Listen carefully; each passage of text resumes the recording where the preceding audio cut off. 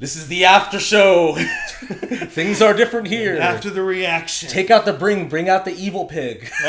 I wish we had like another pig. This is our little late night show, you know? It'd be awesome if we had another pig for the after show, though, wouldn't it? Just a collection of pig art. This is the after show pig. This should like add like a little fedora and the Ray-Bans to the pig. Oh man, that'd be good. Well, no, yeah, this is the podcast channel. Basically, the way this is gonna work is after every video, we're going to upload a after the reaction post show here on this channel, along with the main podcast episodes, which is going to go for like an hour, where we're going to talk about a movie that's, you know, personal to us. Yeah, whatever we feel like talking about, essentially, in that moment. So while you're on this channel, check that out as well. Yeah, I'm happy to have you on. Welcome aboard. Welcome. Blues Brothers, like, I really enjoyed it. Like I said, like right after the reaction, we both didn't know what to expect, but the thing that really stood out for me is, it's sincerity. Yeah, it had very much a heart to it. I think the core, and I said it during the reaction too, is that like it's about these dudes that are trying to save an orphanage. Like through all the crime and mayhem and all the shit that they're trying to redeem themselves by saving that orphanage. Totally. Yeah, and it's wild. Like even through all that crazy shit, that is their main focus, and you kind of forget about it, but the movie brings you back to it. Yeah. I think what I love about it is that it's everything it wants it to be, right? So it's about music, and then it's like when it's about music, it's really a musical. It commits to it, it's full on, synchronized dance numbers with like actual singers. Ray Charles and Aretha Franklin being the ones that, like, unfortunately, those are the only ones I know. Yeah. I bet I could learn a lot more. James Brown, yeah, of course. But like the fact that they have those musicians doing it, and whenever they're there, like the movie changes into a musical. Yeah. I just love that it commits that hard. Yeah, I know. I mean, even down to, like you said, the scene with Aretha Franklin, like the people in the tables are dancing too, and then you see extras outside the window too, which the extras are like a whole other conversation to be had of how much coverage they got. I feel like on the reaction channel we always mention that. Yeah. Where I was like, look at all the extras, and I think the reason why is that. In movies nowadays, you don't see that amount of work put into background actors. Yeah, and there's like, it demonstrates kind of the purity of that era, of those times, of like just getting real people on like, and it looks like they just shot it outdoors. Yeah, now there's so much weight to it, especially with COVID and like obviously all the SAG stuff going on right now, but like there's so much weight to getting so many people in one room. Movies have gotten way more expensive than they used to be. Yeah. And you are right. There's something so pure about them shooting in Chicago with people there in a full crowd, and Dan Aykroyd and John Belushi are driving through them. It's kind of crazy. Another thing that, speaking of those two though, is what another thing I loved about those two and the way the movie shows them is from that first shot of John Belushi coming out, right? Before you even see his face, you see him like getting his stuff back, his hat, his sunglasses. And then Dan Aykroyd comes and they both see each other, right? It's that first meet. The movie mythologizes them like immediately. Yeah. They show them as these are characters you know and love. Yeah. And they are back. You remember them from the first movie you never saw? This is the sequel. It acts like that. It opens with like the tracking shot of him walking through and these two guards are carrying it. But the movie has the patience to do that too. Because that sequence goes for quite a while. It's like a good 3 minutes or something like that of just him being read of the materials that he has. They're just building his character up. He had the one... What was it? One soiled... well, he had a one unused condom and then a one soiled one. Yeah, I forgot what the phrase he used to call the condom. It was like some... I don't know, the material that it was made of. He didn't just say condom. Yeah. But then he has the sunglasses, hat. It's like hat. $27.50, like the specific number. Right off the bat, they make it clear these guys are kind of broke. Yeah, I think John Landis also directs the fucking shit out of this movie. Dude, it's absurd. I've never seen him do anything like that. Yeah, and I mean, obviously, this guy's a great... This guy directed a Thriller music video, if anything.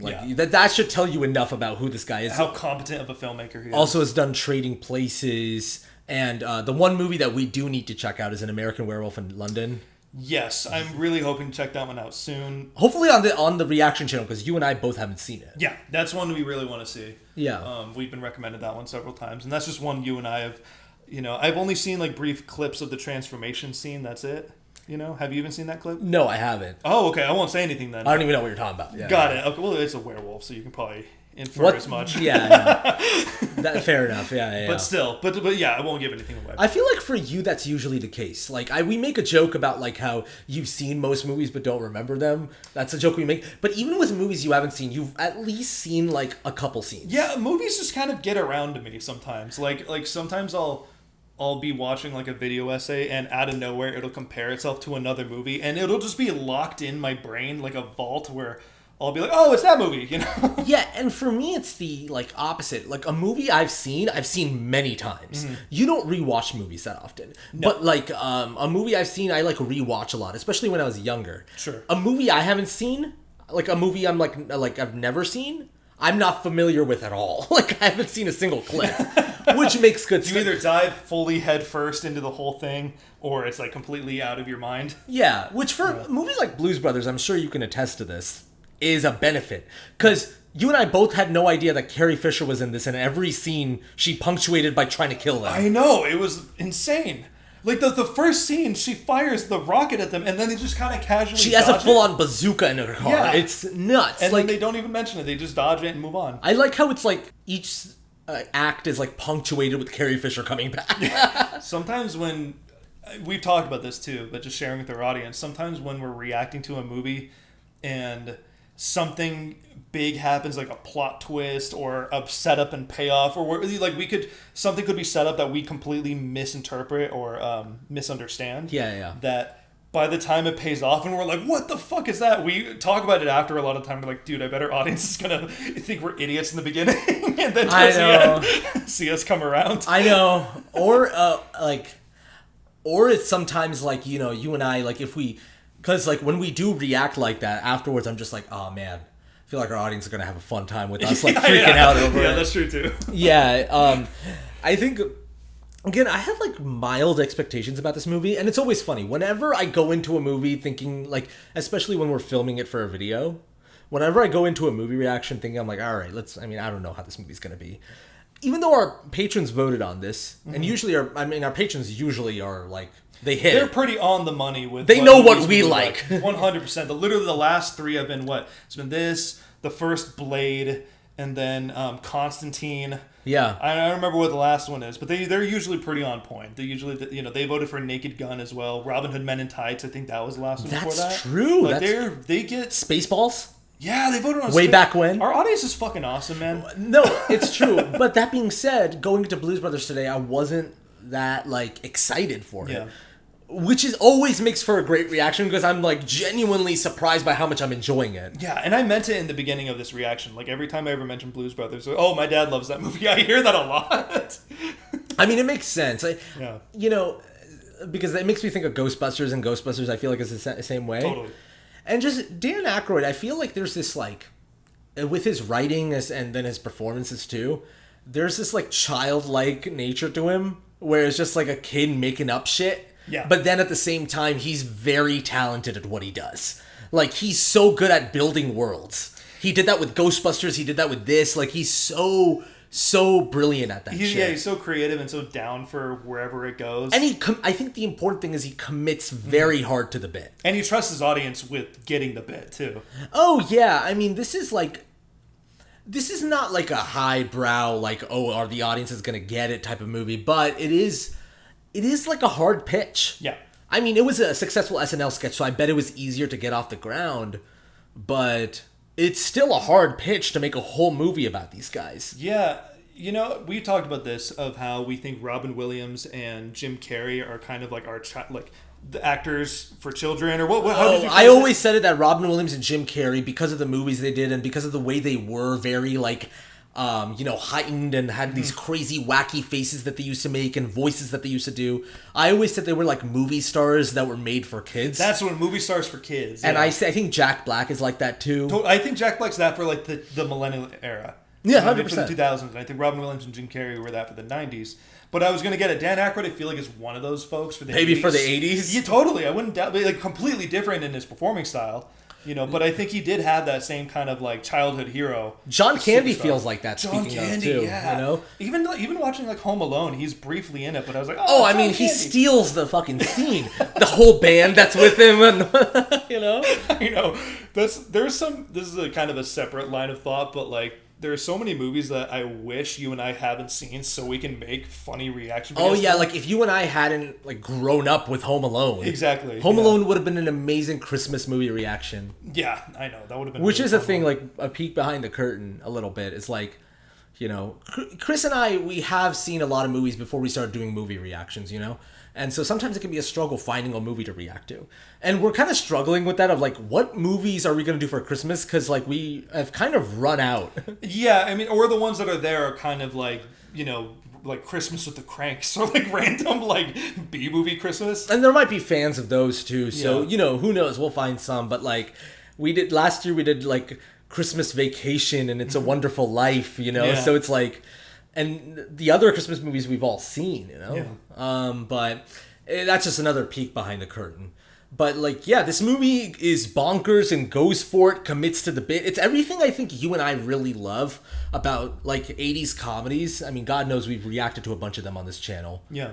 But this is the shit we love. This is why we love Naked Gun. This is why we love Mel Brooks movies. It's like commit to the bit so hard that you think you're actually making a dramatic movie. Yeah, that's the thing. There's like a full on 15-minute like No, chase it's scene. 20 minutes. The last 20 minutes is a full on chase insane. scene. And then like the reward it gives the audience, not like we needed a reward for watching, but I'm just saying like the thing that it gives the audience at the end is fucking Steven Spielberg. Like at the end of the scene, like climbing up the hill. Steven Spielberg's my favorite filmmaker, and it's like insane to see him. It's just fucking crazy 80s, and this is like again 80s Spielberg. This is the height of his powers. Yeah. Like so he's a face. You know what I mean? And you see him, and he's just like this dorky desk clerk. Like, and I love that. Like Barely speaks. I love that John Belushi just picks him up and puts him on a desk. Like, imagine how John Belushi must have felt. Like, I'm picking up Steven I'm Spielberg. holding Steven Spielberg, one of the greatest filmmakers ever lived. Right I mean, now. he probably didn't have that. Like, he was probably like a hot shot, but he wasn't like the Spielberg we know now yet. Yeah. You know what I mean? But it's still kind of insane. I know, dude. It was crazy. And I think going back to the point that I made, you know, before we wrap the reaction up is I think what's so cool about music in general, you know, and I think what this movie conveys well is like, okay, because you don't play instruments, and you know, it's No. not a bad thing, you know. No, I just never learned, and grew I up- never cared to learn, to be honest. Yeah, fair enough, you know, but I grew up. I'm not like a hardcore drummer, you know. It's not. It's more. It's a hobby for me, right? Yeah. But in high school, I did play a lot, and And your family plays a little bit here and there, too. very much, yeah. And so I grew up around music a pretty good amount, and so. But what I was going to bring up though is that like the way you bond with people through music, there's something about it when you all play like a cool song together and make something that sounds good. There's like a connection and chemistry that you have that you can't really do like Yeah. out in the real world. You know what I mean? When you're just being normal people. Yeah, you feel like you're in your own bubble for a second, and you just feel like your guys are vibing on different, like, wavelength. Yeah.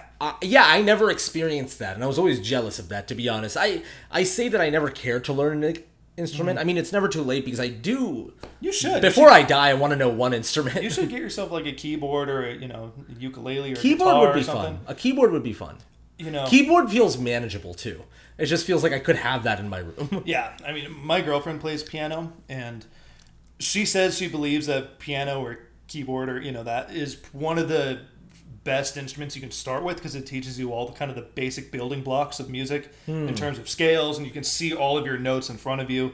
You know what I mean? Like, if you learn how to play that, it'll be pretty good at understanding how the rest of the instruments work. Yeah.